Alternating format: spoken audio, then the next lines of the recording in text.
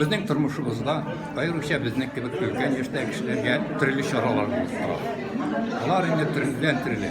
Emine bugungi chora men aytaydim hem ruhiy yoqdan, hem maddiy yoqdan, hem boshqa yoqdan bek ahamiyatli. Chunki bunda birdan bizning xalqimizning asl ullari, qizlari yig'ilgan edi.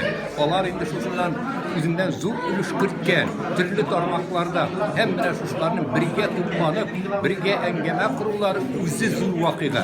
Hem onun üzerinde halkımızın yazılışı, onun dili, milli mağarifi, hem şuşun sanatı, şuşu meseleler tura. Hem bunda nerse şuşu uzallandı. Demek bizge, milletimizni, halkımızını saklav için indi kim gelirdiği dayanıp sıltavla saktırma gerekli, özü bizge kuracıga gerek. Hem şuşuna kurdura olan kadar tübüş kurdurga gerek.